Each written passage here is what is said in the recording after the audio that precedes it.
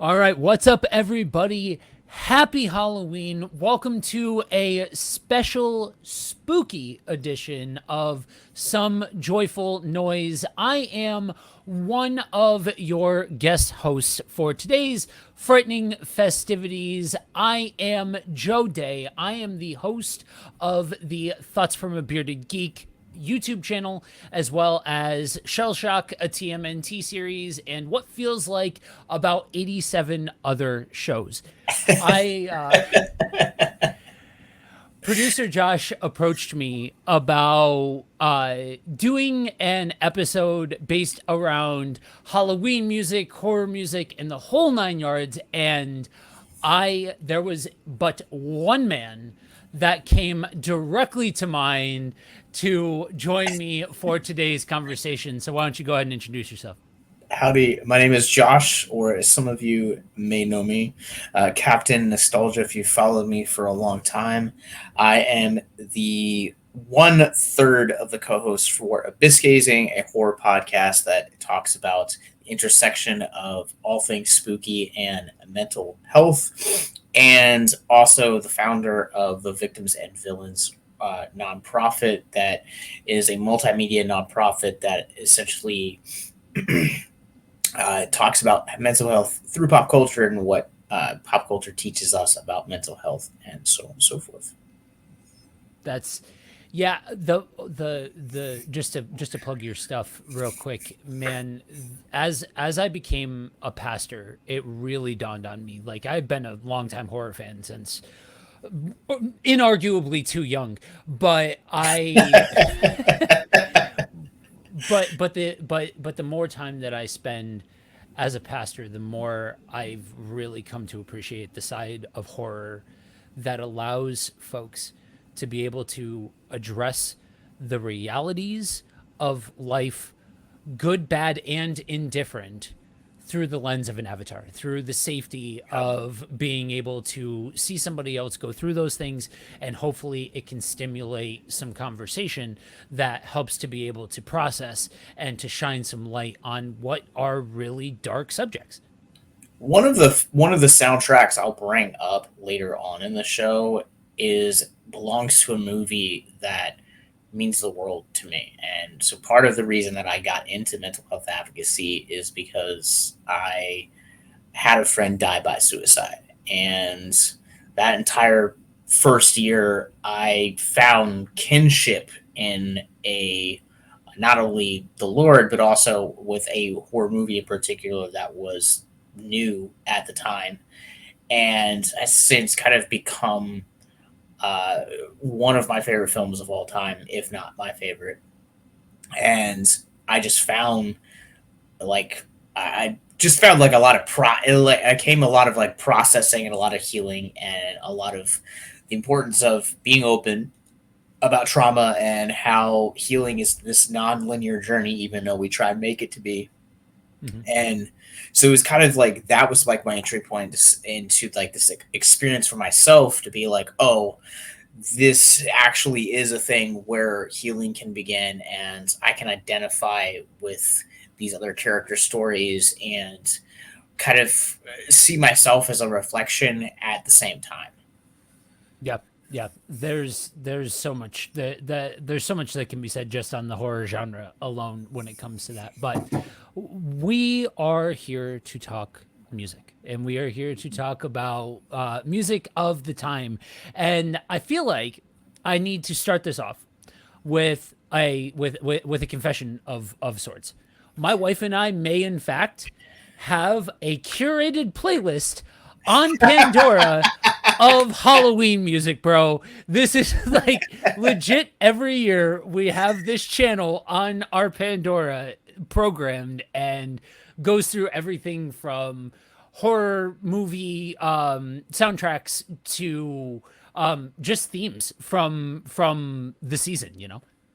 That's awesome. I go through like waves, Yeah. and I'm a Spotify user, and Spotify does that like thing every year, like this is your most listened to artist.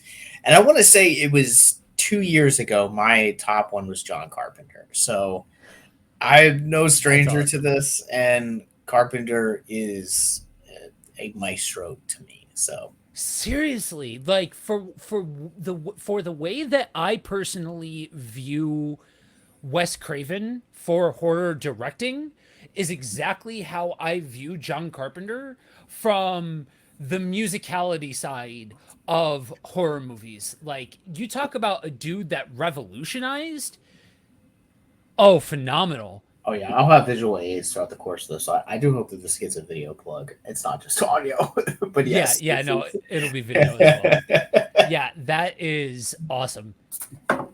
So, yeah, I think I've always been aware of the immersion factor of horror and the holiday as a whole, Halloween as a whole, because I think I can date it outside of just horror movies and stuff like that. But even like, especially now that I've gotten more into the artistic side of music, a couple of years ago I started delving into stuff that wasn't just straight up stage performance in the most classical sense, but marrying those worlds of theater, my background in theater, and bringing that forward into music and having it be more of an experience than just listening to specific music. Now I really find myself vibing with a lot of these artists that are taking these anthems of this period of time and bringing an entirely new life to them by adding this other dimension to it, you know? Yeah, and that's the awesome thing about music is that it essentially like it can transport you back to a time, like even stepping outside of like the horror. Like I grew up in right outside of Baltimore, and so there was like a big thing, and my sister and I did in the summers was like the community pool, right? Mm. And so like every year they would play these, like every summer they would just play like things like BB Mac or Macy Gray, or there's like these like little songs, or I can't remember the name of the Lifehouse. That's the one I was trying to think of. Like, so there will be like there's like anthems that like just transport back into time, that where I'm just like I was here when I heard this song. It has those like significant importance, and music is really fascinating to me, the way that it can do that. I can hear the Halloween soundtrack and I can tell you about the first time that I watched that movie, or the Scream soundtrack, and tell you how influential that was for me getting into the rock genre, and ultimately jumping into dissect and get to better know the slasher genre as well. Yeah. Yeah. That Scream was my entryway into knowing bands like Blue Oyster Cult and getting into more of the alt grunge rock side of that mid to late 90s era of music, because like Scream was my, like, we'll get to it once we get to soundtrack. That's there for me. But yeah, I think one of the beautiful things about music, and one of the beautiful things about a resonant period of time, is whenever you mesh those two things together, you can have a subgenre of music that really brings you to a certain memory, a certain feeling, a certain period of time, or allows you to process through certain things in a unique, in different way. Like, and I think that now that we have all of these different avenues, you've got YouTube, you've got podcasting, you've got Spotify, you've got different outlets for artists to be able to create art. I think we've seen such an explosion of holiday centric music that isn't just that conversation living and dying on Christmas music. You know what I mean? And I think it's great because you look at all of these things, and especially looking at things from a Christian point of view, so many of these things have like these holidays have songs centered around them. You've got your Christmas music, you've got your Easter music, you even got Fourth of July music. So why shouldn't there also be room at the table for us freaks and geeks that just happen to love spooky season? Yeah, and the cool thing about that, and even bringing it into a from a perspective of spirituality, right? Like Yeah. a lot of those like things are uplifting God, but when you're looking at things like scores or films that are the undercoating emotional aspect of a lot of these films that we love and Mhm. have shaped us, there's no lyrics, so you can't have that argument of, well, it's not worshiping God. Well, there's no lyrics, like it's not doing anything, it's just existing. Yeah. Yeah. And I think that's exactly the blank canvas that allows us to pour in our own POV. Like that's unpopular opinion. I think they should have quit after Halloween 1. I think they got it right in 1. I think that was like the one. There are other good Halloween movies, but I think by a country mile, the best one is the first one. And I think part of that is the blank canvas of Michael Myers coupled with the blank canvas of John Carpenter's score that fits that fall aesthetic that they nailed so well in that movie. You look like you have so many opinions. I love Halloween. Halloween is my favorite film franchise of all time. Okay. So there are ebbs and flows. I definitely agree with you. I think the first one is a very strong one. Yeah. It's one of my top three in the franchise, and it's probably in my top three horror films of all time. So like, I'm not gonna say it, but like, there are so many good things that like those later sequels have given us that have just been fun. I mean, come on, what other film franchise is going to give you Busta Rhymes versus Michael Myers? Like, So, okay, I listened to a podcast that the host was really defending Busta Rhymes and that being an actually like closeted decent movie.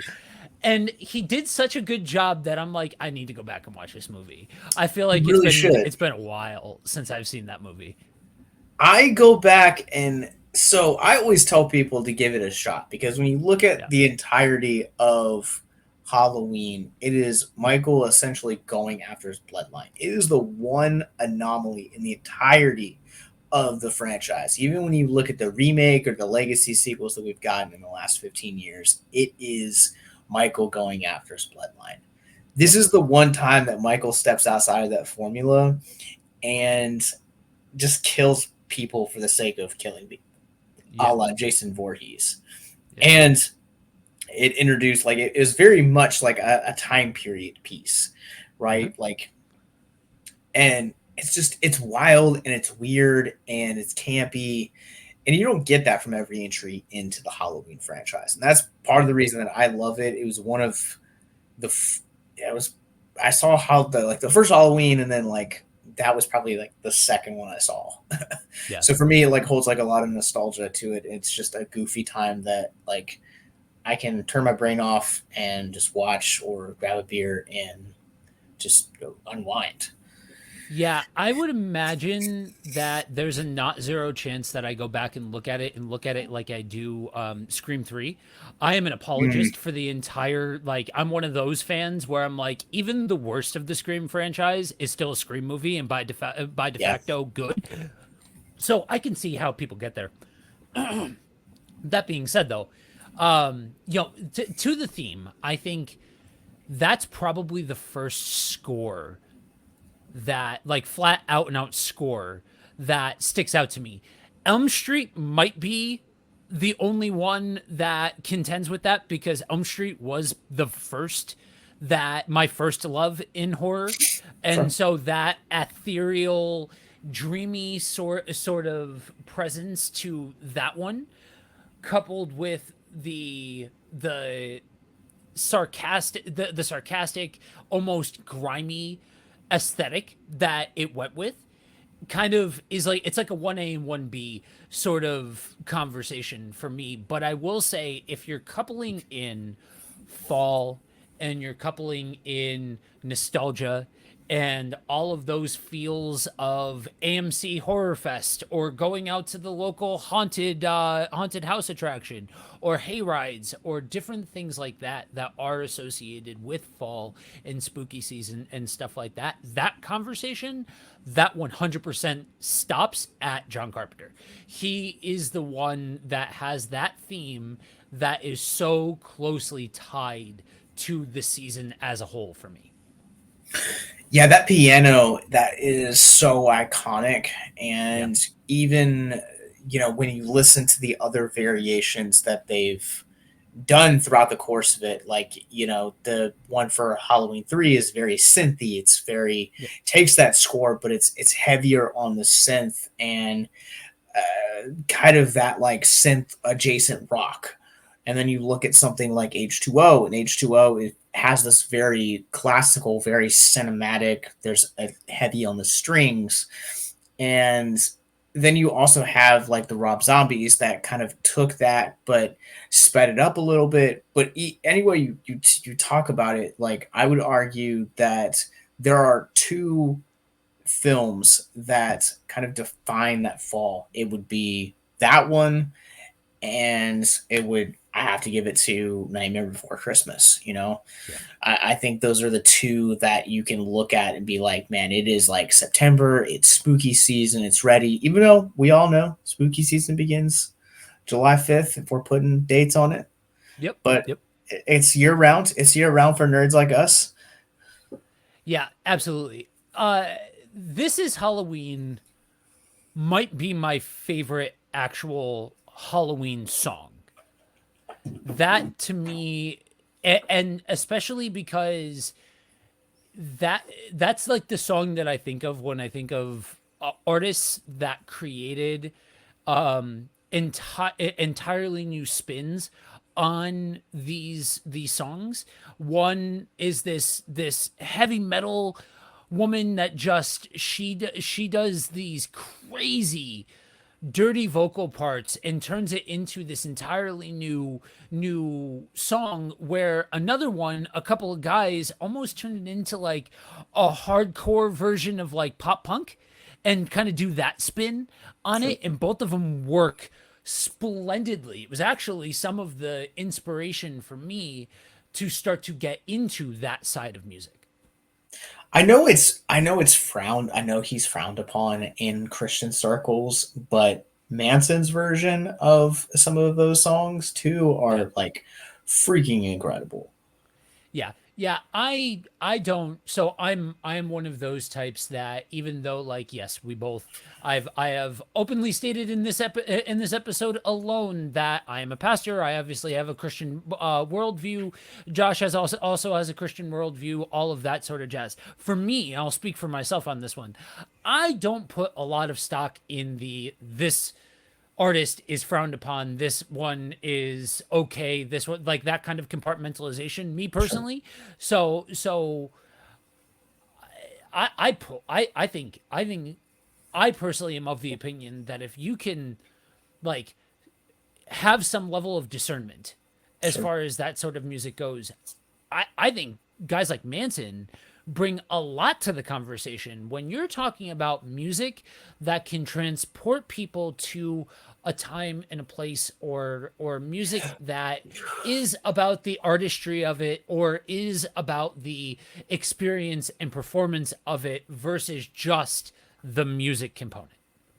Yeah, I'd agree with that. And I, as a Christian, have never really dove in too much into a lot of his discography. Yeah.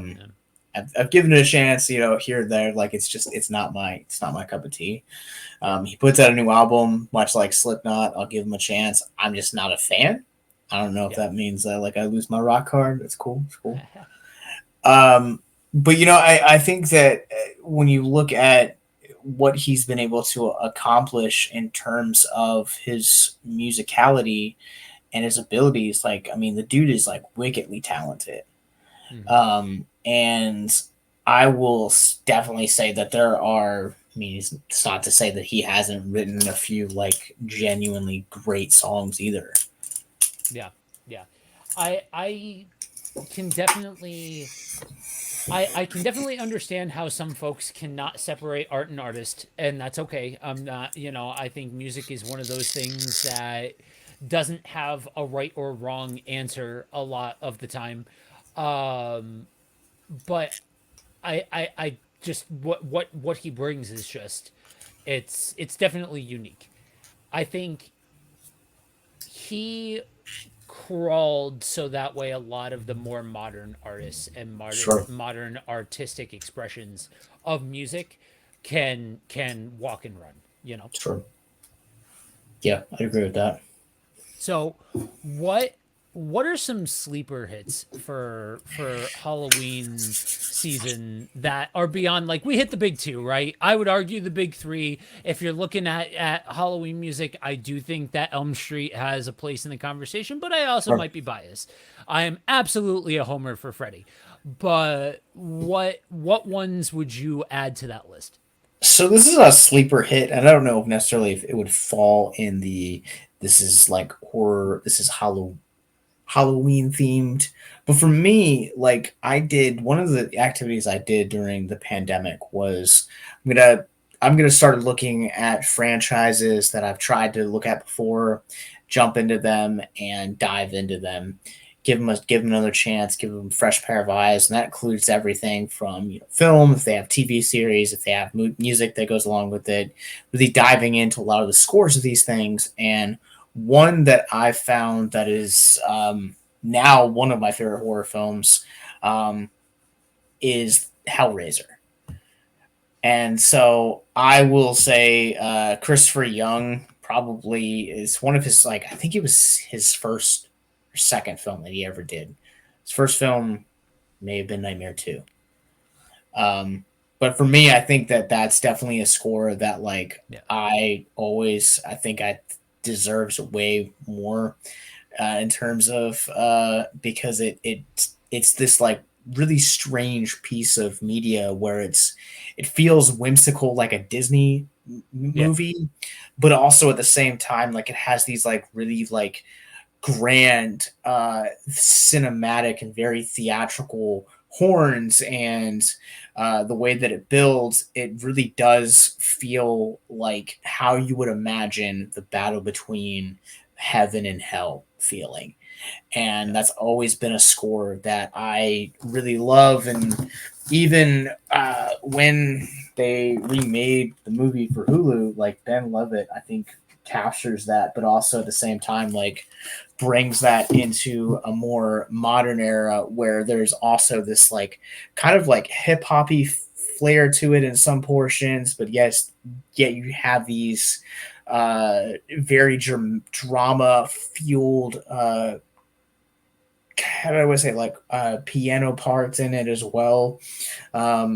It's just all around. I think that every, but again, it comes back to Christopher Young's score for those first two films. I mean, they're Yeah. just absolutely incredible. So, okay. Live on the air, I've got a bone to pick with you. Okay. And it's dating back, it's dating back to your coverage of Hellraiser, because this is by the time our paths had already crossed. So I was following what you were doing, and I'm like, oh, this guy's making Hellraiser sound so good, and you're doing it again.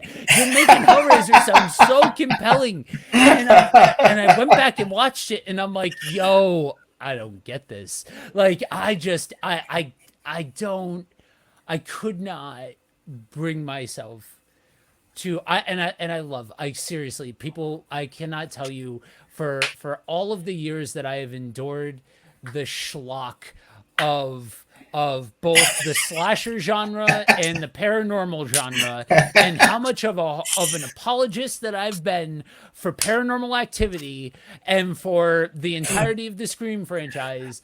I can 100% appreciate that there's different strokes for different folks. There's different things for everybody. But man, that was like what, an hour and a half to 2 hours that I couldn't get back after watching it. And that's the great thing about horror, right? Is that everything is gonna have someone that's gonna grasp it, you know. Yeah. And for me, like I tried probably 4 different times to make it through the first one. I get like Yeah. 45 minutes into it and be like, this is boring, or I'm not feeling this. And finally, during the pandemic, I was like, I'm going to try and give this another shot. And I don't know Yeah. what it was. And I don't know if it was like the world coming to an end and like having to deal with, these otherworldly beings. There was just something that clicked on that fifth go round. And I burned through all 10 movies within a week. I listened to all 10 scores, or every score that I could find on streaming. I dug into the comics. I read both of the books. I started like diving into like Clive Barker's bibliography. And I think he's criminally underrated when it comes to him and King. Hmm. Dude is a fantastic writer and exceptional world builder. And I think that for me is like the more that I got into that world and kind of saw how not only different creators would interpret it, especially in the direct to video era, but also at the same time how they would take this character and kind of play with what it could be, like what hell is to everyone, Yeah. right? Like that's the thing that, when you think about the heaven and hell, for us, they're like places, but to other people, they're suggested, themes or ideas or realities. And I loved the way that they would kind of play on a lot of that stuff, whether you were talking about the internet age in Hell World, or you're talking about actual spiritual warfare for Judgment, or you're bringing him into space, or this like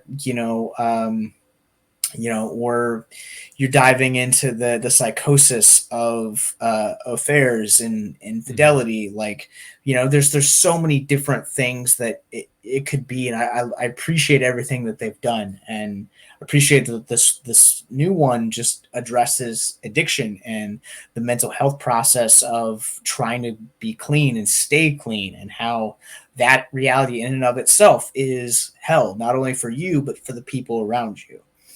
And Yeah. so it's one of those movies that like I sell this. I try my best to sell it to a lot of people, but this is one of my hot takes. Is I love this movie, and I love this movie because it got me through a really hard time when the world was falling apart, but B, also I loved his interpretation of hell. Because Yeah. as Christians, I think that we don't really. It's not a subject we talk about very often, Right. and so you know we have this very like basic view, like this is what hell is. But I think what Barker does that's so freaking creative is he takes those interpretations and gives a lot of depth to them, and that's part of the reason that I am fascinated by that franchise. Yeah. I will say, literally, for as much of a fan as I am of King, I really wish that conversation extended out from King more often, because there are so many writers out there that are so talented within the horror genre. And Clive Barker, his first book, the first of the two, I thought was a masterpiece in horror literature, Yeah, and so I could definitely see the impact of something like that under the right circumstances and for the right mindset. You know what I mean? sure. Yeah, and Barker is one of those ones that like I picked up. I'm like blanking on the author's name, and I can't find the book. I had literally had it read on my desk, but Jack Ketchum, that's the guy. Ketchum was a guy that was in the 80s and wrote, I mean, he's got a plethora of titles, but the one that I own is The Girl Next Door, which, if you know about that movie or you know about that book, you know it's an extremely tough read. And I remember getting through that for the first time last year and just being like, why is this like not a name that is like more impressed into the literary conversation of like horror greats from this decade? I think a lot of that's why I really appreciated reading. I don't know if you've ever read it, the Paperbacks from Hell from Grady Hendrix. Yeah. But there's so many incredible artists, or not artists, authors from the horror genre in the 80s that I feel like just kind of got overshined by King's roster of juggernaut titles from that era. Yeah, I also think that there's a level of unsettledness that King brings versus flat out and out horror that some of the other authors bring that are more intense than some of King's Sure. work. I'm not saying none of King's work is intense, because like I said, I love King, but I think there's a level of palatability to his stuff that is more universally acceptable than some of his contemporaries. Yeah, we don't need to talk about that scene from It. If you know, you know. Yeah. But yes, I agree with you. Yeah. Yeah. Yeah. So for my sleeper hit of this sort of season, I absolutely love Alfred Hitchcock. I think Alfred Hitchcock is not nearly talked about for the impact that he had and the things that he established and all of that. But one of the strongest components of any of his movies tends to be the soundtrack. The pieces are so resonant that they take you to the first time you saw that scene, or they take you to the movie, and it makes you feel in a way that, for me, in the horror genre, that conversation of just plain orchestrals kind of tends to be John Carpenter and Alfred Hitchcock. So Sure. that being said, Psycho, I think, has a killer soundtrack. When you are following Marion Crane through the different scenes that are going on behind her, and it's this anxious moment for her, and she's just done this thing wrong, but she feels like she's doing it for right reasons, and she doesn't know how to square that circle, and then she walks right into the spider's web without realizing it. And the cut, I've heard cuts between that car scene and they just cut right into the shower scene, and like this the orchestrals leading up to and coming out of that, and it's such a love letter to that style of cinema. Yeah. Yeah, I'm also gonna throw into the ring. We were talking about this before we started recording, but I think you and I have different levels that we can handle when it comes to gore. Yeah. But for me, I'll also throw in sleeper, but also instantly brings me into this type of year and this type of season Yeah. is going to be Charles Klauser's Saw score. From 2000, I think it was 2004 to 2011, 2012, like you had a new Saw movie that released every October. So much so that the tagline for it used to be, if it's Halloween, it has to be Saw. Yeah. Like Lionsgate did such a great job at aligning both of those things that if you grew up on horror in that era, you automatically associate those two things together. Yeah. I liked the first couple, and then it kind of, for me, went a little off the rails, Sure. and I was like, okay, yeah, no, I'm good.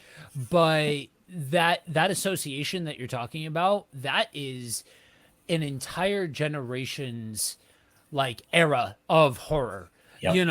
and I can appreciate that, even if I don't necessarily like everything that it brought to the table. I can definitely appreciate that time period, that spot on the calendar for a solid chunk of time was defined by that franchise. Yeah, and I would say that there's no other real franchise, with the exception of Friday the 13th, that was that consecutive with movies. Yeah. When you look at other films like we've talked about thus far, Halloween to Halloween 2, that's 3 years. When you talk about Halloween 2 to Halloween 3, that's, I think, I think it's a year or two. But even when you look at, Nightmare 1 to Nightmare 2, it's 2 years, two and a half, two two years yeah. 2 years, and then so on and so forth. So it's like they are the only two franchises that for a long period of time, and majority of their runtime, they were consistent with releasing movies every year, at least once a year, whether that jumped around. I mean, so I was always October. I can't speak to release dates for Friday the 13th because I think the first one came out in like April 80, and then I don't know which the other two came out. So Yeah. And I will go as far as to say, even though it's not all my favorite, I would say that when you're talking about that consistency coupled with, does it tell a cohesive story? I think Saw that's theirs 1,000%.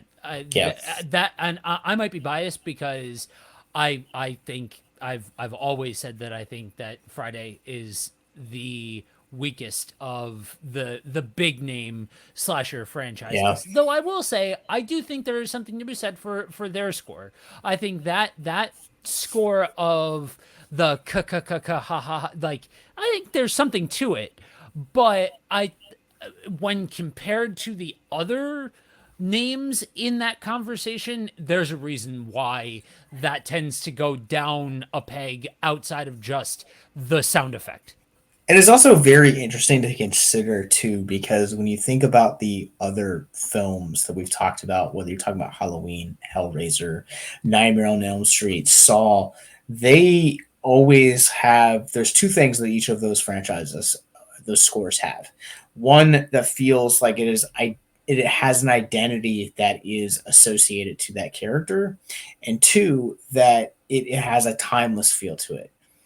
You flip that around, and when you look at the score for Friday the 13th, that like that dent dent, like there's just something about it that just feels very hokey and very 80s by today's standards. Like it definitely feels like a product of its time. Yeah. Yeah, for sure, for sure. And I got to give it to Betsy Palmer. I think she did an amazing job with the first one. I think the first one, it's one of those movies that it's got a great feel to it, but I think everything outside of that is just, I don't know, it all kind of blends into the woodwork for me. It's all kind of melts together into one giant thing. So what one more out of this section that I just, talking about the Halloween stuff, just to go back to the conversation about Nightmare Before Christmas, because I think so much of this, we're talking about horror, and spoilers, we're going to get even deeper into the Sure. horror soundtracks conversation and all of that. But I to get a chance to be playing a set that involves songs from Nightmare, and to see a whole generation, because trust me, I am one of them. I was one of those 90s goth kids. The only difference between then and now is now I'm 35. No, I'm playing. But it's one of those things that, to see the people of the time, and then to see all new generations of people just so vibe with that music, and to hear their reaction to that, or to be playing like we do like a medley of some of the different like more popular orchestral pieces and kind of blend them together and that sort of thing. To hear people, oh, I hear that one, oh, I know that one, oh, that's and to watch the association in people's minds is such a beautiful thing that I think is at the heartbeat of what makes this conversation even havable, because it almost seems like at one point in time I feel like we would have gotten scoffed at for trying to talk about an entire genre of music around themes of Halloween or spooky or whatever. But the more time has gone on, I think the more favorably it looks at this whole subgenre, to see that recognition in people's face. And if we mentioned what one of yours that you love, awesome. If not, let us know. Let us know what your favorite what your favorite ones are, because there's so many of them, and each one of them are unique in such a way because there tends to be some kind of backstory behind it, some reason why it's resonant, or some intrinsic tied memory, you know? Yeah, and it's kind of like almost for like us, being horror, horror is almost the equivalent of like when you play someone the score to, let's say, like an Avengers movie or Star Wars movie, these big, these films that have spawned franchises that now have, it's now ingrained into it, to where like I saw a video the other day of like someone actually walked down the aisle to the uh the Avengers theme, and but we've also seen other ones that have, taken these more like stripped down versions of, like, slowed down, I guess is a better term, of, that John Carpenter theme, and kind of interwoven it into the mainstay. And I think it's one of those things that,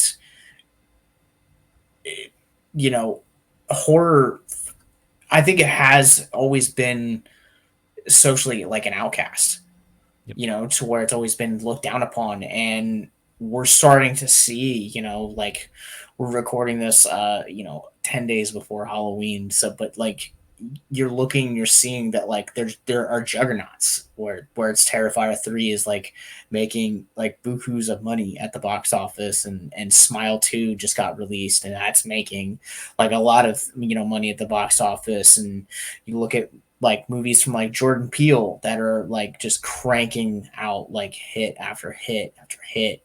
And I think that, even for like smaller films like, Immaculate, or I Saw the TV Glow, there is a hunger and there is a thirst for this. Um, and you could argue also, without going down the rabbit hole, that like it's this tiresome trend of like we're tired of like the same rehashes on things. Like, I love Halloween, but if we go back to that franchise, I want to explore the world of Halloween 3. Yep. Like, how many times are we going to see Michael come back to life? Like, I'll still be there opening night, but like, I want to kind of explore a little bit more of what that universe has to offer. Yeah, and for the love of everything, we need to make sure to keep it far away from David Gordon Green. I said what I said, but I agree. I was young, and we bought it was a 2-pack, Halloween 2 and Halloween 3 Nice. from Sam's Club. I was so confused. I had no idea why Michael was not in the third. I was so confused. But yeah, so on the subject of Halloween, I think we've given John Carpenter all the flowers that he deserves, but Sure. because he casts such a huge shadow, I feel like not nearly enough people talk about Mr. Sandman. Mr. No. Sandman is another one of those songs for me that just transports me back to fall, Halloween as a kid, all that. Yeah, Mr. Sandman has this. I couldn't agree more. It has this like way of just transporting you back. Yep. And I think it's crazy how many people I've met over the years that associate that with the first film.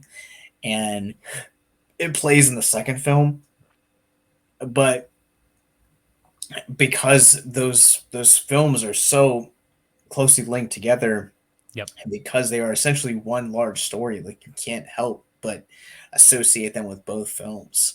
Yeah. But it is one of these things that it feels like it embodies fall. Like every time I feel like I hear that song, like it's just like I'm ready to get a coffee, grab a hoodie, and sit on my balcony and just watch the leaves hit the ground. Yeah, yeah, absolutely, absolutely. So, let's go ahead. We've been talking about it. We've been talking about horror in the midst of the whole Halloween thing, and I think that it begs to have that part of the conversation Yeah. as well about the power of horror movie soundtracks on just I think people in general, but adding this extra layer to a movie, right? And I think some of the best add that extra layer of storytelling where yes, the actions and the dialogue and the scenes are all playing out in front of you, but there's this other actor in the room and it's the soundtrack that's playing, or it's what you turn on afterwards and kind of process through what's happened, like what you just watched, while also like taking in the soundtrack from it. So what turns you on to the power of horror soundtracks, and what are some of your go-tos? So I think one of them we've already talked about, and that would be Scream. Scream has an incredible soundtrack. I'll throw The Craft in there. I think that has an incredible soundtrack that does not get talked about nearly enough. But for me, there are one of the ones that I really like. So, like my pandemic activities, also, the first half of the pandemic was David Lynch, the second half was Hellraiser. The Lost Highway is one that I will throw out there as just an incredible soundtrack. David Bowie, Nine Inch Nails, Smashing Pumpkins, Lou Reed, Angelo Badalamenti from the Twin Peaks fame, Ramstein. It's such this like weird, like intricate, like blend of beautiful, like 1950s, like classic like radio hits, and but like also this like industrial rock, and it just works so well. And having the score from Angelo Badalamenti woven into the transitions of all those genres Mm-hmm. really like makes it like one of my favorite soundtracks of all time. I don't own many soundtracks on vinyl. This is one of two that I own, Yeah, so it does mean a lot. I really, yeah, really enjoy that one. yeah. So Scream. I'll tell you what. You want to identify every single solitary person in a crowd who's over 30. You hit those first couple notes of Youth of America and Yeah, watch, because you're going to find all the people who are yeah, intimately aware of what song is about to play. That was my first. Everybody remembers their first, and that for me was my first album, the cover to cover album soundtrack from a movie that just had me. Red Right Hand, Youth of America. It was such a time capsule while also being music that was standalone good. Like I remember it being by itself really good music. I mean, the cover that they did for Don't Fear the Reaper. yeah, There's like I like Blue Oyster Cult. Like they're not like my favorite or anything, but like I can appreciate sure, the original. But for me, that's my go-to. That's my favorite rendition of the song, because it is slowed down, because it is way bluesier, way more like just it makes you feel in a way that I don't think the original does. Yeah, and there's something like that, like when you hear something familiar slowed down, it just automatically becomes creepier. I Yeah. remember the first time watching Jordan Peele, the trailer for Jordan Peele's now Us, and that Mhm. song I got five on it, and just the way they slowed it down, I was like, I've never heard this song before. And I listened to the original like after the trailer, I was like, oh, it's got a good beat, it's got a good groove to it, but you slow it down and it just instantly becomes creepier. And Yes. I love it when when movies will feature something familiar but like done in like a more horror esque uh, or horror adjacent kind of vibes, and that slowing it down definitely is the way to do it. Yeah, yeah, for sure. Um, my entryway into thinking about things in terms of that and how those things can affect what you're watching and how you process was actually Pink Floyd's The Wall. Nice. I have many memories of showing that movie to people in a variety of different contexts. We'll leave it there. If you've ever watched the movie, I'm sure you can figure it out. I was in college.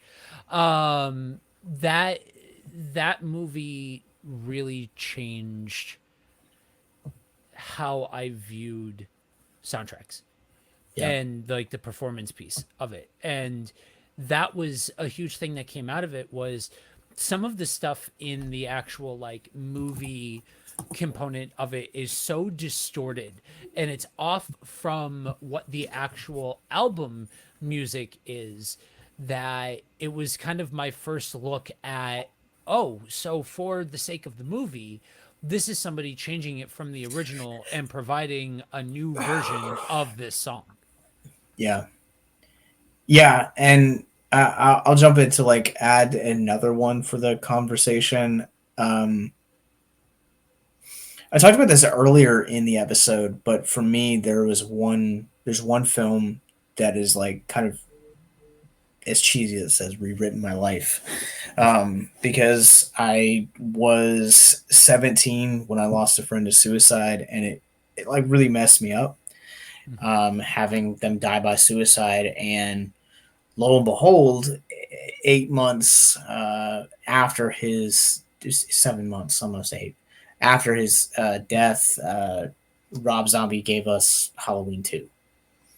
And I found a lot of just catharsis in a lot of these character journeys. And so this, for me, is one of my favorite soundtracks of all time. When you talk about horror films, because it's got this blend of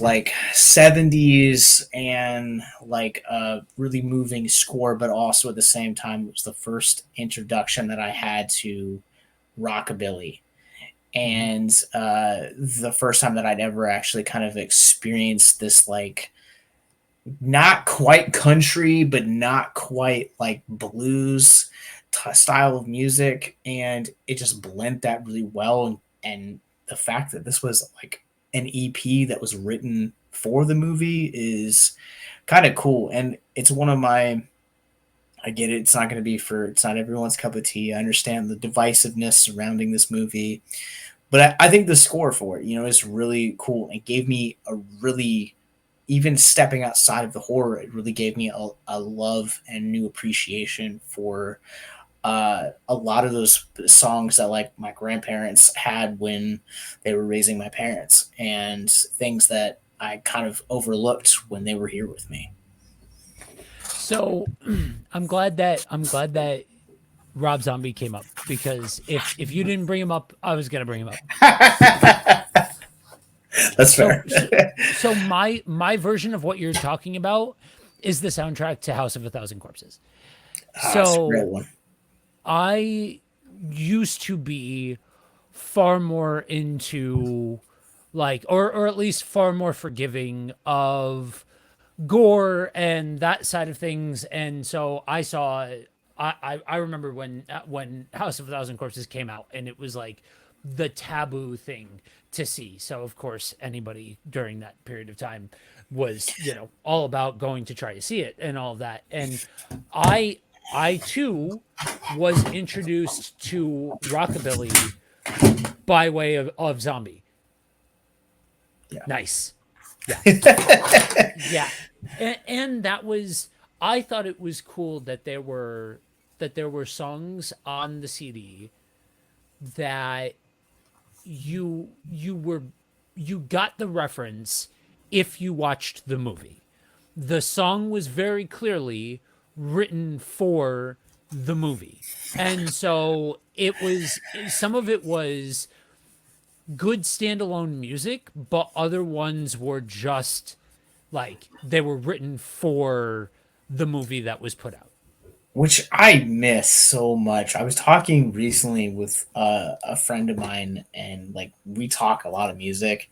I miss the days of like having music that was specifically written for a movie. Yeah. Yeah. I agree. I agree wholeheartedly. I think because there's only so many times that for me anyway, I should say, there's only so many times that I can hear like a pop 40 song, whatever, like if it's a pop 40 song from the 70s, it doesn't need to be modern, but like a popular song or a well-known song recontextualized into a new cinematic environment. For Yeah. me, it's a lot easier to miss when you're using like a radio song than it is to have a song that's written around the movie. Because for me, and I kind of get the vibe that you might be at least in a similar boat. Okay. I'm really for creator content. Like I'm really for independent self-expression, swing for the fences, put your everything behind it, whatever it Absolutely. is, do the art that you are like that you feel in your soul. Yeah. I don't care if I like it or not. Make the art that you feel in your soul. And I think part of that is making music to go to put lyrics to somebody else's piece of art, or if you are connected to the movie and you're doing both like a John Carpenter or something like that, then great. But making something that is uniquely for that vision, that time, that experience, I I could not agree with you more. That's why I was late to the whole Ice Nine Kills party. I did not know who they were at first, and then somebody showed me them. That was their cover of "Walking on Sunshine." That was the Mm. first song that I had heard from them, and after that, I was like, "Oh, this is just somebody making the art that they really want to make and killing it, doing it." So I can appreciate, though I can't tell you that I'm like super knowledgeable in the score for Halloween 2. I can appreciate that there was an earnest aspect to that movie, even if it's a movie that doesn't necessarily vibe with me. That is one thing I will say about Rob Zombie as a filmmaker, because I Yeah. do feel like he's a divisive filmmaker. Yes. You either really love him or you really hate him. I Uh-huh. am in the boat that I will always give him a chance. I Yeah. think that there are movies that of his that I've seen that I've hated, and then there are movies of them like Halloween 2 that have like deeply impacted my life. Yeah. And but say what you will about him as a director, he knows having that background in music really works for him because he knows how to create a moment specifically Yes. with scoring and music. Like the Halloween 2 ending with the Love Hurts by Nan Vernon is still to this day one of my favorite endings. Like it's just so haunting. And the fact that you have that juxtaposed to like all of these incredibly violent imagery from both films done in this sepia tone is just terrifyingly, like, it sticks with you. And I think that speaks volumes to how he is as a filmmaker, you know.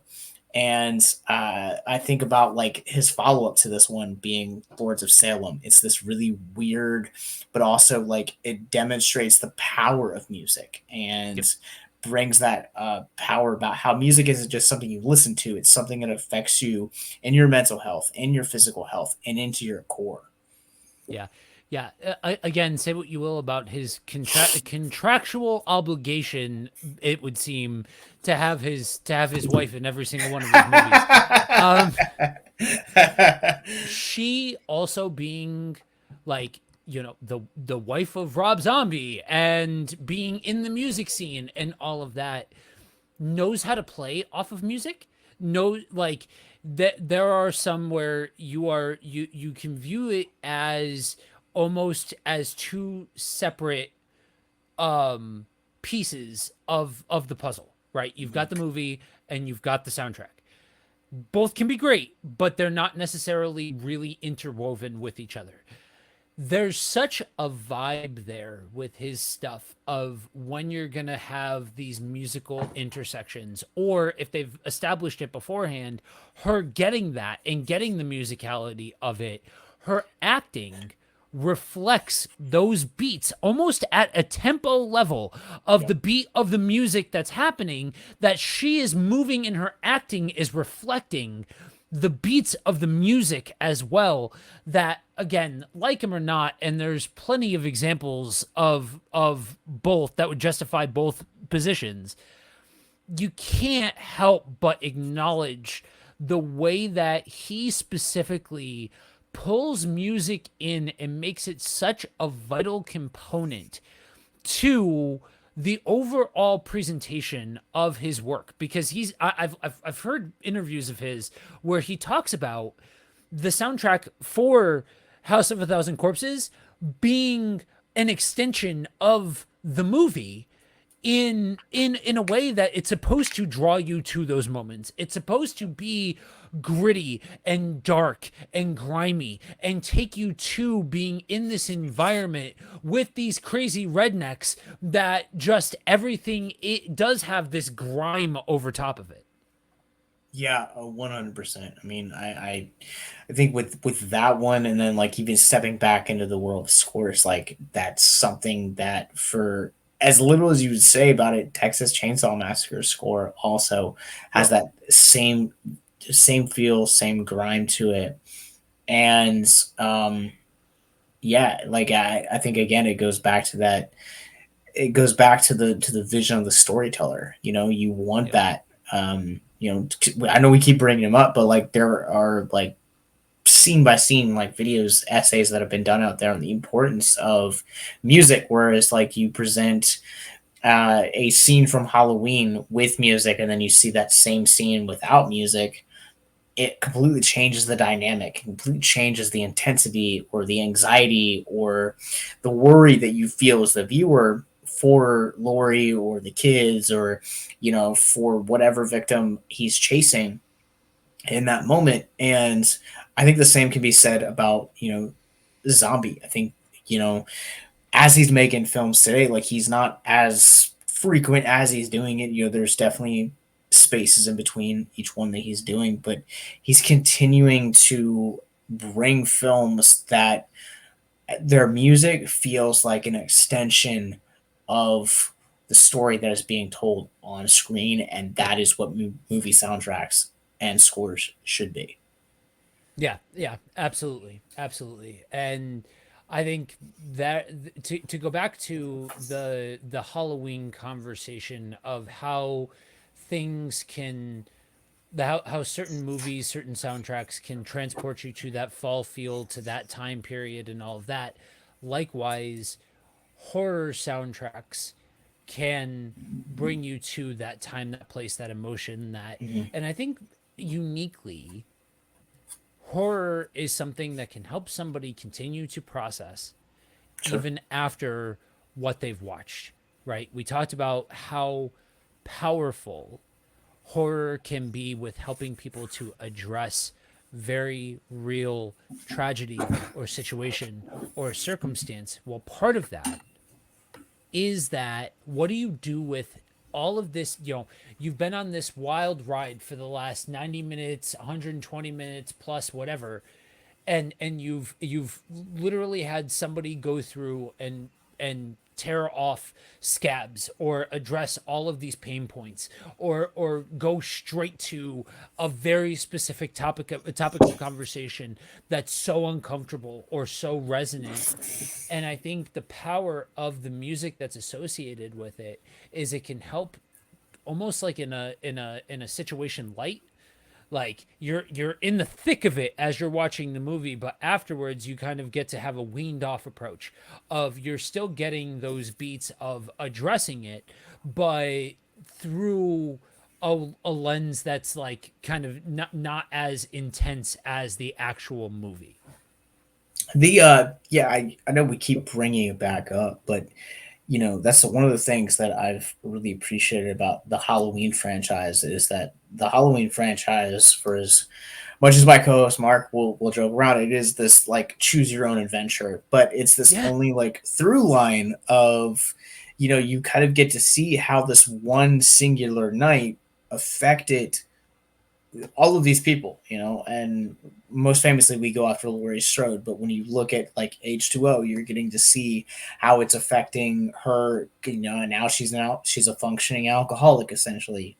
Yeah. And then you look at the David Gordon Green, and she's, been estranged from her granddaughter and wife, or not wife, a daughter. She's like isolation. She knows like everything about like guns and like practices on them daily. And so you get to have this vantage point, and the score for both of those are incredible because it allows you to kind of get to step into the emotional state and really process with that character, to where when you look at H2O on its own, it doesn't necessarily feel like you're going through like a functioning alcoholic's journey. It feels more or less like you're kind of going after like John and the kids and the LL Cool J, Ronnie's arc throughout the course of that. And so you're kind of going for a lot of those, like, I Know What You Did Last Summer or Scream vibes, a lot of the things that were like really popular at that time. But when you look at what they're able to craft with the 2018 version, it's not just Laurie's story anymore. It's her daughter, it's her granddaughters, and you're kind of seeing these three generations of Strode and how this singular moment and that trauma has kind of trickled down throughout the generations. And I think that's a concept worth addressing, that if trauma isn't dealt with in a healthy manner, then it has the ability to not only affect the next generation, but a generation or two after you. Yeah. Yeah. That, so you brought up H2O, and that's one of those, like you were talking about with Halloween 2. That's one of those scores for me that was there at the right time. The movie was there at the right time. All of that resonated hard with Josh Hartnett's character. Mm. And a movie that addresses generational trauma and substance abuse and running away from the past and allowing that to damage the present and affect the future. The H2O walked so that way 18 could run in that Sure. in that particular regard. I think, I know I made the joke about David Gordon Green before, and but out of the three, I think 18 really hits that note so well that for me, that's the one out of the three of them that I'm like, yes, that this movie gets these themes that are trying to be conveyed through the Laurie Strode character to her. And I would argue that because you get to see it through generations, The more fleshed out version is 18, but I was that age when H2O was out. I was like all of it was like bang, right at the right time, right at the right spot. And so I for me, when I hear that particular score, it's it's bigger than just the movie for me. It transports me to a place of acknowledging the themes and being able to almost almost sit comfortably in the mess of the topic, because if you're a child of abuse or a child of substance abuse or any of those kinds of things, anybody who hears this knows it's not a thing that you close the chapter on. It No. has an impact on you. It has an impact on how you do relationships, how you do life, all of that sort of stuff. Even if it doesn't always haunt you, it still has borne an impact on you. And that soundtrack, because of all of the other stuff, right, because of the time and the place and the fact that, yeah, you're right, it very much was Scream meets Halloween in a lot of regards. So even that aspect of it was very favorable for me, and all of that. It's this time capsule of a time that allows me to be able to enter into a mindset of thinking through that stage of my life in a way that I'm not sure any other score has been able to achieve.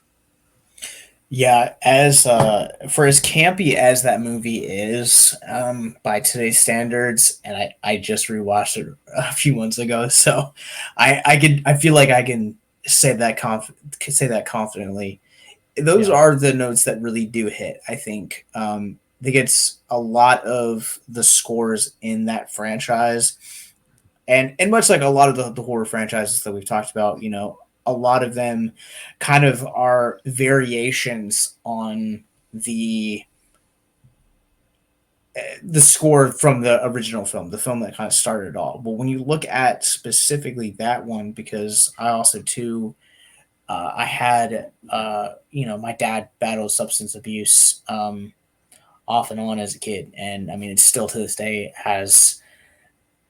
I don't want to say had lasting effects. It's definitely had an impact on our relationship, but there's something that is almost like typically we've talked about like a lot of like the teen slashers around that day. When you also look at a lot of these like really prestigious films that aren't necessarily in the horror genre but are telling similar stories in the drama department, a lot of them had these really moving, really deep and cinematic emotional like riffs and sweeps the way that they would come in. And I think that the between the rock music element and those like more prestigious elements, the score for H2O felt like it hit those really well and hit those just blend those emotions extremely well. Yeah, yeah, absolutely, absolutely. And I think when you're looking at something like cinematic music or specific resonant themes in music, then you have to make room in the conversation to allow the beats to become as big as the topic, Sure. because the topic is huge. Like you're talking about the some of the core traumas that somebody can experience that has an impact and all of that that has lasting effects. So it almost in a way allows you to feel like you're approaching this huge topic with something as equally as big when you have these larger than life cinematic esque soundtracks. Absolutely. And for a content creator that takes those kind of concepts of these very larger than life stories, whether you're talking about fantasy, talking about horror, or whatever genre you're talking about, or whatever fandom you're into, and bringing them down to talk about these very intimate, emotional concepts. So whether it be mental health or anxiety or suicide or depression, looking at them through those lenses, I think oftentimes we discount the state that a score can have on our emotional being. You know, there are. I talked about Halloween too, but like probably one of my favorite soundtracks of all time is Hans Zimmer's Man of Steel. Like Hmm. that is a score that has just stuck with me. It's inspired me. It's uplifted me. It was a part of my wedding. Like That's awesome. it's one of those things that like I think I don't know if I would. It sounds cliche. I don't know if I would necessarily be the person I am today without it, but it's one of those. I don't think I'd be in the journey. I would have had the journey I would have had it not been for that, because it had such a paramount impact on who I was in my development process for not only a content creator, but also at the same time, like getting back into reading and diving into like things like mythology and lore and a lot of stuff like that, and a lot of other mediums that I was really ignorant and really a novice of. And now I can say that I can hold a conversation about. I wouldn't necessarily call myself an expert, but I could hold a conversation, and it like really has impacted me as a creative, which has allowed me to give me a brand new love for things that I didn't have before. And Yeah. I wouldn't have some of my best friends had it not been for that I have in my life now if it wasn't for that journey. Yeah. Yeah.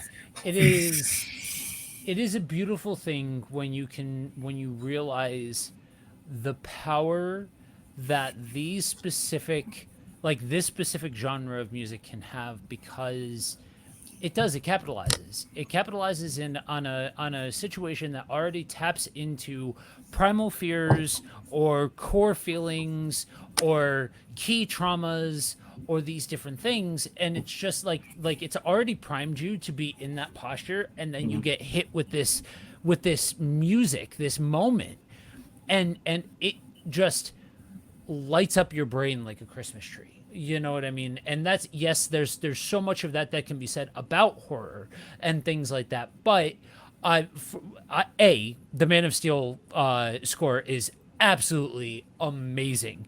And yeah, say what you will about Zack Snyder and the DCU and the whole nine yards. Say what you will, but if nothing else, if you cannot stand the movie and what happens in it or any of those kinds of things, that score is so, like, you're talking about some of the best of a an IP that has some of the best that cinematic music has to offer. But and my version of that what you're talking about, it's the Rocky soundtrack. Yeah, it's cliche. I'm from Philly, but it's okay. We all have to be a cliche at some point in our lives. But it's there's like Eye of the Tiger, right? Mm, Like, I still train to Eye of the Tiger, nice. because when every single moment of me, like, losing all of the weight that I did, and being able to walk back the diagnosis that I was given, and all of that determination and all of that time and that effort that was put into all of that, that was the soundtrack of those moments. That was the soundtrack of those years of my life that were spent going towards this goal. And so, yeah, I listen to Going the Distance. I listen to Hearts on Fire. I listen to Eye of the Tiger, and those are the things that are going through my mind, because I've tied that period of time, I've tied that feeling, I've tied that experience to that music.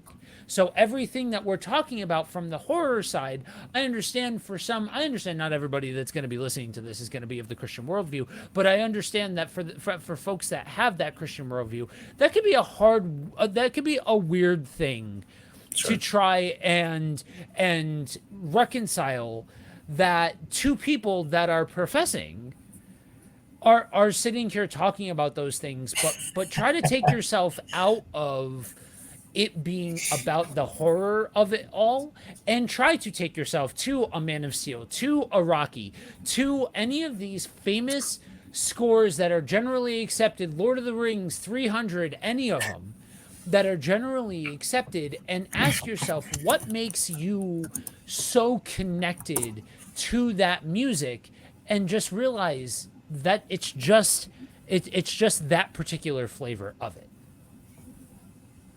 Yeah, I think that's really well spoken, and I don't have any other thing to add except that I've every so often I'll get people that ask me how I can profess to be a Christian and still watch horror, read it, or listen to podcasts about it, or dive into anything related to this genre. And for me, I've always kind of said that there's this openness to horror. Like, horror is not just blood and guts. It's not just demons and bad guys. It is this constant conversation that's happening of processing trauma, or being goofy, or having those gateways. Like, there's a number of things that I would classify as horror that people would be like, oh, this is all ages. Like, but that's gateway horror. If you grew up in the 90s, you grew up on things like Are You Afraid of the Dark, Halloween Town, Goosebumps, Don't Look Under the Bed,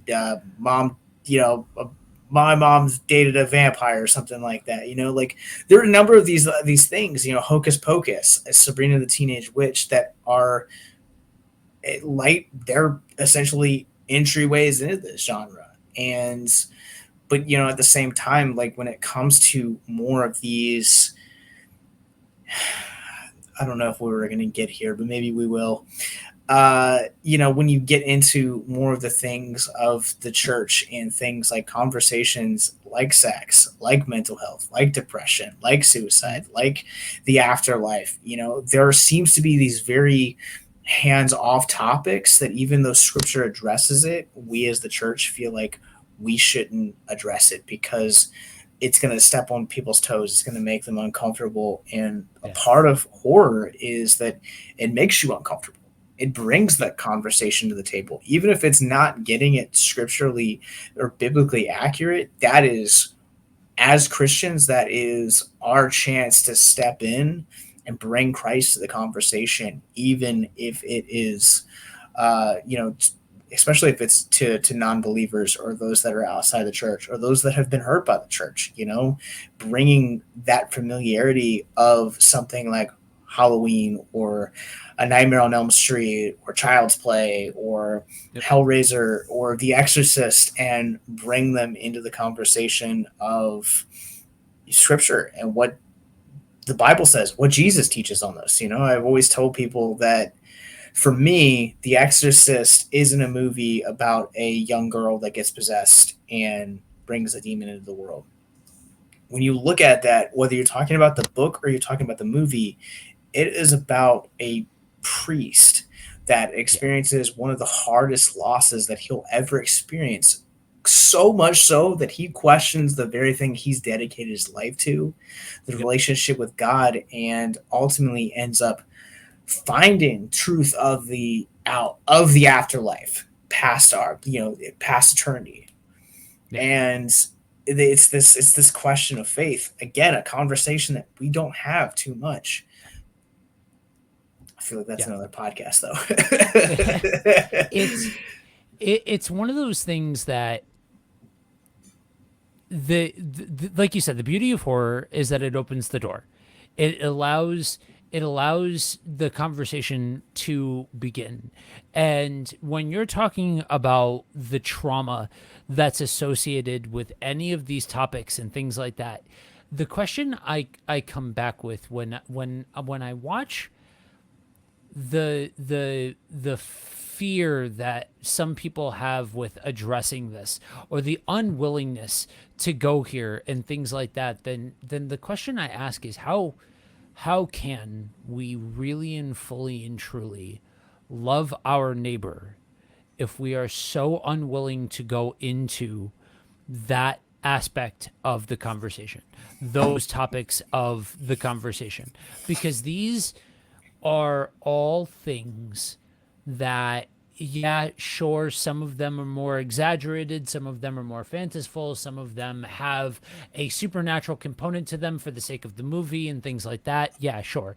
But when you boil it down, there's so many components of horror that are just extensions of very real evil that exists in this world. Sure. And I don't necessarily mean that from like a purely supernatural perspective when I say evil. You know, there are evil acts that person does to person on a regular basis. And I agree with you wholeheartedly that in order to be in the midst of these conversations, we have to be willing to allow ourselves to convey love, convey truth, even in these areas, but that also requires an ability to be able to discern content. There are things I will never ask somebody to go beyond what their conviction is. Sure. If they cannot handle it, then don't do it. This isn't a call for everybody and their mother to go out and watch every horror movie or anything else like that. But there should be a there should be a level of discernment that allows for you to be able to approach media, even if it's not media made with the same worldview that you have. I always like to tell people too, like, horror is like part of my story. It's Yeah. part of the testimony that I have. Where like when I initially like was getting into the genre, because I grew up pretty conservative Christian household, and you didn't watch things like Nightmare on Elm Street or Friday the 13th, or you didn't watch those, or April Fool's Day. You know Jaws was like the level that you kind of like got when it came to like horror. That was it. That was the ceiling. And so when I turned 18 and like I was able to get a Blockbuster card, I was like, I'm gonna go after John Carpenter, Wes Craven, Alfred Hitchcock. I'm gonna jump into like all of these greats because I was a cinephile. I wanted to see all these films that I had heard about all these years, and I got so emotionally obsessed and attached to these characters that the slasher genre became something that I really loved and that I really valued, so much so that when I'd have violent outbursts, I would withdraw myself and I would go and I would watch, Texas Chainsaw Massacre, or, Mhm. something brutal. And I would just kind of decompress and say, I am the killer. This person, this victim is the source of my anger right now. And there became a day where the Lord was like, give it up, give it up. And that was it. And like I sold every movie I had, I sold every comic I had, anything it had that touched the horror genre. Like I gave it away. And so a few years passed, and the Lord really healed me, really broke me. I had a lot of like amendments that I had to do, and so like I had a lot of uncomfortable conversations and phone calls that I called to people and said, "Hey, like I was going through this. This is how you made me feel. I'm really sorry." And I remember one day I was sitting in my prayer, and I was like, "I really want to watch Texas Chainsaw Massacre. Lord, if you feel like I'm at a place with peace in this, and like I have a firm understanding of like where I'm supposed to be, then you'll let me watch it." And I felt peace, and I was like, go forth and watch it, and I just jumped in and like slowly started getting back into the genre. And over the last couple of years, like I've the Lord has really brought me to a place where like I know my emotional limit now, not to, Mm. and that's why I always tell people it's like like Paul says, like everything is good, but not everything is permissible. Not Yeah. everything. Like, I think that's how it goes. Everything is permissible, but not everything is good. Yeah, got it backwards. And so it takes everything in moderation. But Yep. like you're saying, Joe, like take and understand your boundaries and like define those for yourself. Like Yep. say like, all right, like I'm gonna watch genre, but I'm not gonna watch anything that's rated R. Or I'm gonna watch horror, but not anything that has sex in it. Or I'm gonna watch horror, but not anything that is super bloody or super graphic. Or really set those um, the limits of yourself, because like we've been saying this entire time is that horror is one of those things that is so multifaceted. It can literally be anything. If you're into Yep. sci-fi, there's a subgenre for that. If you're wanting to kind of get your like understand like monsters, there's an entire like genre of that. And like Godzilla and Frankenstein and Creature from the Black Lagoon. Like there's so many different facets to the genre, and I think that it just gets a bad rap just because of all of these misunderstandings that the church has when it comes specifically to it. Yeah. Yeah. Yeah. It's so for me, my big cutoff is, after my son passed away, violence toward children. Nope, absolutely not. You will lose me, and I'm done. But likewise, I addressing it, like even being able to have a conversation about it after he passed, all of that was because of my time watching horror. Now, mind you, my story is a little bit different as far as how long I've been a Christian and all of that sort of thing. Did not grow up in a Christian household and all of that, and so it was I was exposed really really young, but so it was always kind of there for me. But being able to address the realities of the situations really helped me to be able to at least open myself up to this idea of making peace with what what happened in a way that just at least allowed me to be able to step forward when I say peace, like one foot in front of the other, sort of thing. But seriously, like that's understanding what your limitations are and understanding what you vibe with and what flavor you appreciate, and all of that is so much of the journey as far as getting into horror or finding a comfortable spot or any of those kinds of things. And the artistry of it is just kind of lost when you just paint it all as bad, or you just paint it all as one particular flavor or things like that. Yeah, some of this stuff is not high cinema or strong storytelling, Sure. but some of it is great. Yeah, and that's like it's one of those things that it's like it's not everything that we say is black and white really is black and white, and Yeah. it's very much gray, and it's complex. And the horror genre and all of its music and icons, everything is very much that way. Like Yeah. I think if you leave here with one thing, uh, with nothing else, like I would suggest like enter into it with like openness, an open Yeah. mind, because I think that even if you don't make it past the 1950s, I think there are so many incredible films, whether you're talking about Nosferatu or Dracula, Bride of Frankenstein or Godzilla, that are just incredible, or The Invisible Man. There's incredible pieces of what the genre is capable of. Yeah. And again, it's not black and white. It's gray. I just want to throw that out there. So speaking of Nosferatu, and how resonant some movies can be. So the missus and I went out yesterday actually to go see these it's the first in a series of movies that this independent art house is putting out just to independent theaters, and we happen to have one near us. And this was Nosferatu with Radiohead cut in as the background soundtrack, and they did some stuff with cutting in some, Interesting.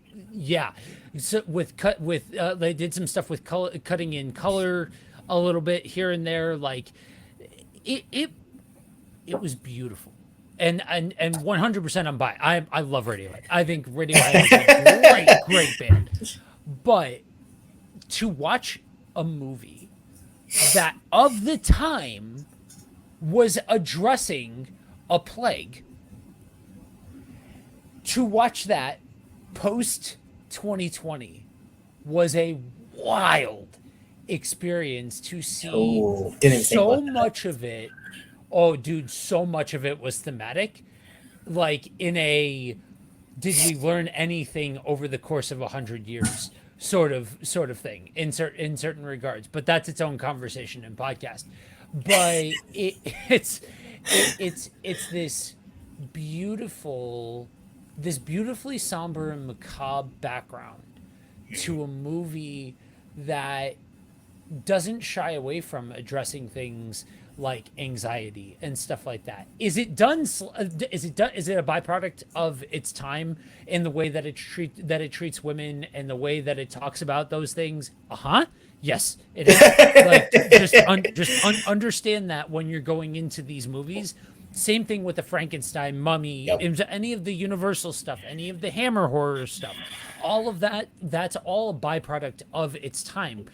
And if you can work your way through those components, there's still really resonant stories to be told. But talk about an entirely new look at this movie to have Radiohead playing the whole time. My only complaint is I really thought that they were going to have the scene where, you see the monster shadow going up the stair.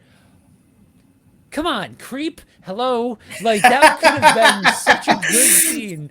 But they picked more of their like ethereal work and stuff like that. And I think it was such a clever way to revitalize a classic. That's awesome. I'm super jealous. I don't know if I'll ever get to see that, but that sounds dope. Yeah. AF. Yeah.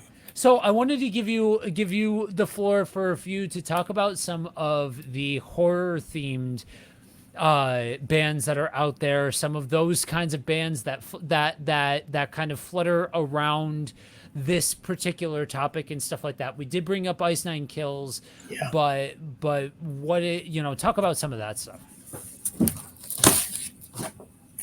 Yeah, so I will say Ice Nine Kills is like 100% the way to go. I mean, everything that they've made in the last 10 years is all horror themed, whether that is their own, whether they're taking and weaving in their own storylines, because they've I don't know if you know this, they have graphic novels, and all of their music Oh, videos are really? like movies. Like they're way into like the horror, and they're so smart about how they do it. But even before they got into movies, like every trick in the book like addressed was jumping into like horror stories, to where they talked about like Carrie and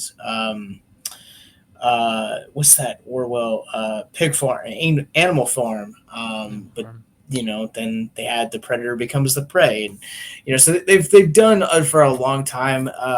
Motionless in White is another one that I will throw in there Oh, that's into awesome. that conversation. um, they're not quite as thematic, excuse me, as Ice Nine, but it definitely have a lot of those like horror and horror themed vibes. I mean, Creatures, their entire first one is very heavy on things like the Salem witch trials and vampires and stuff like that. So they are definitely one that I would recommend. The Funeral Portrait is kind of a newer band that's coming up, that's rising up. Dark Divine is another new one that's coming up that are very horror themed, especially Dark Divine. Um, yeah, those are the ones that like I would say are like in regular rotation for me that like I'm aware of, but I know that there's probably a couple other ones that are like also worth mentioning that I'm probably forgetting. A couple that are a little bit more of the like one-off single or not necessarily as heavy for Our Last Night does Yeah. a couple of covers of some horror stuff. They were one of the two covers that I heard of This Is Halloween that I absolutely love, and Lyric Noel is another one that you can find on YouTube pretty easily that has just a really cool presentation with how she covers this stuff. This it was like drinking out of a fire hose when I first found Ice Nine, and I'm gonna have to go back and listen to more of Motionless in White because it's just been a long time since I've heard their stuff, but I didn't realize some of those connections that you had brought out. But again, not like wouldn't call myself like necessarily a particular fan, but I definitely feel like they're worth a revisit. You know. And I would be remiss and canceled if I did not give love, throw this out there since I am from their hometown. Their hometown, Guar is also definitely one worth throwing out there. And I will also say that if you have Shutter, check out the Guar documentary that they put out 2 years ago. I listen to this band on occasion, but I cried by the end of that movie. It was very, very well made. Yeah, yeah. I had an opportunity to see Guar once when I was younger, and it was just a wild experience. Like not that I don't like listen to their stuff on the reg or anything, but they're another one that's very much they very much try to bring in a wholesale experience rather than just a musical concert. Yeah, that's something that, and obviously other bands, we talked about Rob Zombie. Obviously, Misfits are a big one to talk about. Other bands, that I would also talk about, Ghost, obviously being a huge one. Yep. And of course, bands like Slipknot and Marilyn Manson, obviously, as well. Yeah, yeah. I Slipknot's one that I've definitely grown out of. I used to be a huge Corey Taylor fan. I used to be obsessed with Slipknot. And don't get me wrong, I'll still get down to some of their stuff every once in a while. Um I feel like some of my musical tastes have evolved a little bit since when I listened to them really at like my peak. But they're another one that just puts on a killer show live. I've seen them live 3 times now, and each time has been really good. Yeah, yeah. I will also say maybe not like their studio stuff, but if you ever see them live, in this moment definitely has a lot of Oh like yeah, heavy emphasis on costumes and horror and stuff like that. It very much feels like a Halloween show. yeah, yeah. I love In This Moment. I think they are a band that they just I think they have a lot of uniqueness, and I have been guilty many a time of preferring things that are unique even if they're not necessarily as popular or like you know what I mean. Yeah, no, I vibe with that. So man, we could go for another several hours, I am sure. But before we wrap this thing up and get out of here, for the next ones to take over for the next episode, please let people know the stuff that you've got going on, the shows, the whole nine. Yeah, so we have quite a lot. When we say that we are multimedia, we do everything now from live music events, comic cons, horror cons, film festivals, so all that stuff. But it's all done with the emphasis to destigmatize and educate people on mental health through the familiarity of pop culture.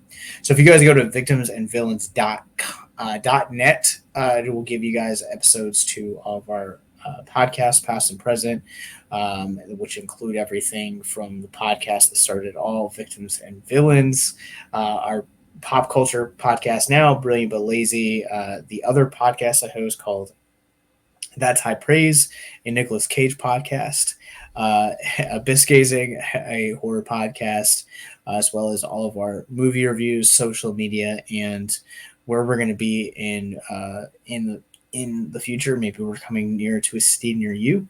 But most importantly, if you go to our website, you will most importantly find our mental health resource library. That again is victimsandvillains.net. Beautiful. Beautiful. And you can find me over on YouTube at Thoughts from a Bearded Geek, as well as Shell Shock, a TMNT series. And if you look up KFM Broadcasting, that is where all of the ministry related stuff lives as well. Guys, it has been a blast. Happy Halloween. Stay spooky. Peace, y'all.